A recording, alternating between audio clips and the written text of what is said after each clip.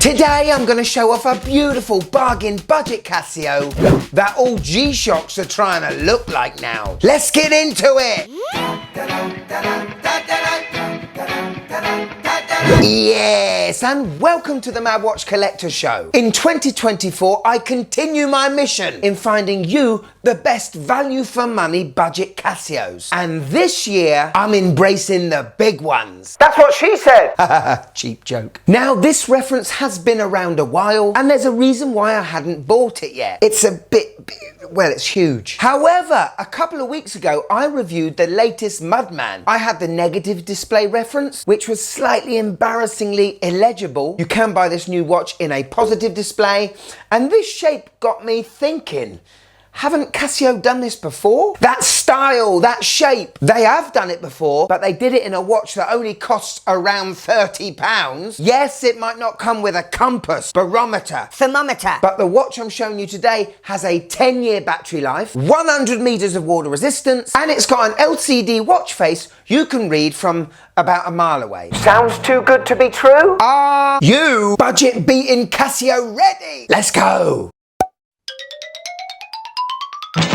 So, ladies and gentlemen, here it is, the AE1500. Biff. By far the biggest screened Casio I've ever owned. I mean, if you can't read this one, you shouldn't be driving or walking in a public place for that matter. This thing is the most legible budget Casio you can buy on the market, and it has that big futuristic barnacle look as that new Mudman I reviewed. But what this budget watch has got going for it that the other one doesn't is it's symmetrical. With the Mudman, there's a whole heap of stuff going on. I mean, I'm going to compare it right now to the F91W. Here it is. And it doesn't just look like the F91's mother, does it? It looks more like the mother ship. But we've got classic Casio with all the text going around this resin case. You can get this watch in a negative display, but I love this positive one. For starters, you can read it amazingly well. Secondly, I love the touches of red on the screen just before the LCD display. There was nowhere left on the resin to put the Casio logo, so they've permanently printed it on that LCD screen, as well as the WR. WR for good reason. 100 meters water resistant. Get in! From left to right, we have got a 50mm case. From top to bottom, it's 54mm. It's 16mm thick, but it only weighs around 59 grams. This thing is a beast, but a kind of light one. You're not going to feel the heft when you're running, climbing. The buttons on this watch are very reminiscent to the DW290, one of my favourite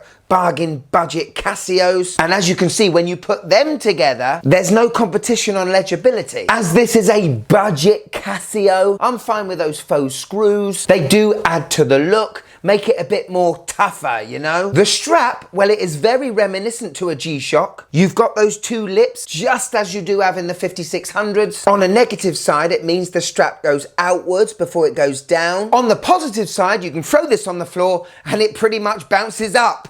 Ooh. The actual length of the strap is pretty long, which is fair enough for a huge watch. You're gonna have big wristers. Interested in this one more than little wristers. And I'd say you have to be well over an 8.5-inch wrist to not get this to fit. You do have a plastic tang buckle, but for the money you pay, let's forgive it, shall we? Could you just click that like button, please? It really helps the channel.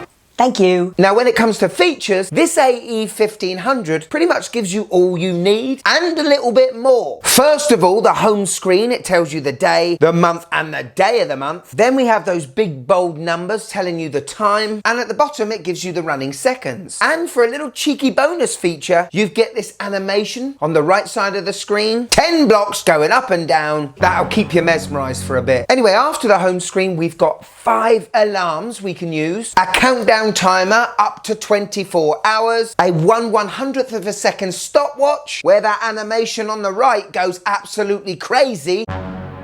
The one thing this watch is missing when you're in the countdown timer mode and stopwatch mode is a little display of the time. You don't get that on this watch. It's nitpicky, but you know, I think it would be good to have it. Anyway, for me, the bonus feature is the dual time. So essentially, this is a GMT. Now on the top of that resin, you can see the word illuminator. Doesn't quite mean the same as it used to. I'm a big fan of the electroluminescent backlights. The latest ones seem to love amber, and you have two view and the LEDs at the bottom right and left. And let's be fair, this is probably the hardest screen to illuminate as it is ginormous, and you have to say it does a good job. Hello. On my 6.5-inch wrist, and I've got to be honest, I struggled to start with. I struggled because I was thinking of the F91W, you know? Most of my Casio collection is well under 38mm. But then I started thinking that this watch is more a G-Shock than a normal Casio. And I was fine after that. If you wear one for a week, you get used to it. Just don't expect many sleeves being able to go under it. Wizards not included. Outdoors, this watch is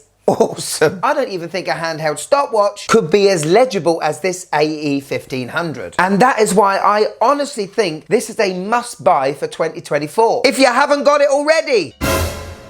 So here it is, my wife's first impressions of the huge AE 1500.